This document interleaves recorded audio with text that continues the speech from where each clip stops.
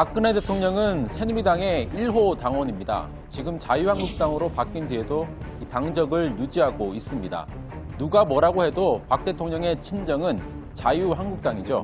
그래서 내일 나올 탄핵 심판 결과는 자유한국당의 운명을 결정짓는 일이기도 합니다. 자유한국당은 오늘부터 비상체제에 돌입했습니다.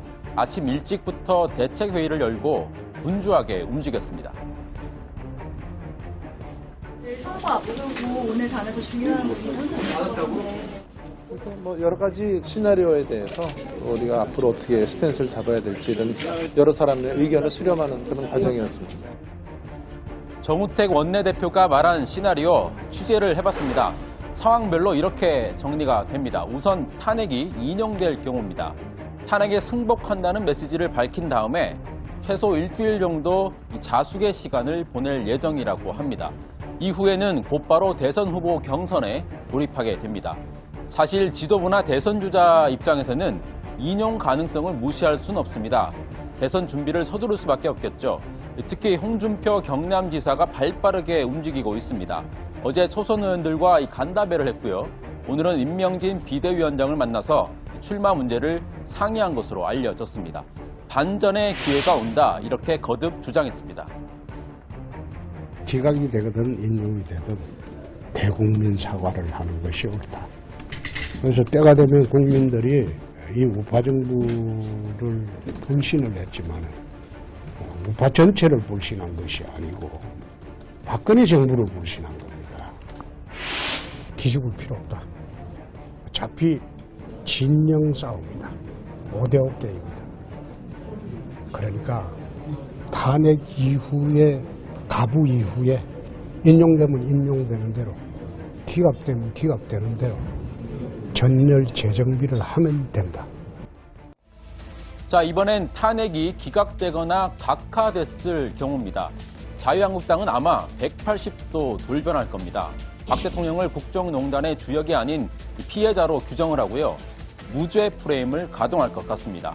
당과 청와대 주도로 국정 안정화 메시지를 발표하고 전국 주도권 잡기에 나설 것으로 보입니다. 사실 자유한국당 내부에는 기각이나 각하를 주장하는 목소리가 여전히 다수파를 형성하고 있습니다. 탄핵에 반대하는 탄원서에 서명한 의원이 60명에 달한 것으로 파악이 됐습니다. 소속 의원의 약 64%가 이 탄핵에 반대하고 있다는 뜻입니다. 친박 핵심 윤상현 의원 탄핵 기각을 확신한다면서 여론전을 펼치기도 했습니다. 자, 내일 선거 결과는 이 바른정당의 운명과도 직결이 됩니다. 기각이 될 경우 의원직 총사퇴를 예고한 상태입니다. 인용이 된다고 해도 마음을 놓기는 힘듭니다. 대통령이 끌려 내려오고 만약에 구속까지 되는 장면이 연출된다면 보수층의 비난이 바른정당에 쏠릴 수도 있겠죠. 물론 당내 중진들은 그 반대의 상황을 기대하고 있습니다. 현재로서는 박 정권이 이제 악이기 때문에 그 반대편 끝에 있는 문재인 후보가 거기에 대한 반사 이익을 보고 있습니다만은 문재인 후보도 현재 당선권에 진입은 아직 못하고 있습니다. 그래서 나머지 분들이 더 분발하고 나중에 힘을 합쳐서 이것을 충분히 이길 수 있는 게임이라고 생각합니다. 야권 대선 주자들은 인용 가능성이 높다고 보고 있습니다. 그래서 대통령 탄핵 이후에 어떤 메시지를 내놓을지를 놓고 고심을 거듭하고 있습니다. 공통된 메시지는 통합과 치유입니다. 문재인 전 대표는 일정을 상당수 미루고 메시지와 정책을 가다듬고 있습니다.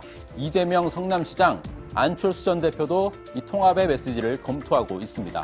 안희정 충남지사는 탄핵 인용을 전망하면서도 긴장된 표정이었습니다. 대통령에 대한 탄핵이 헌법재판소의 최종 인용으로 결론 내고 그리고 또한 우리는 대한민국은 새롭게 출발해야 합니다.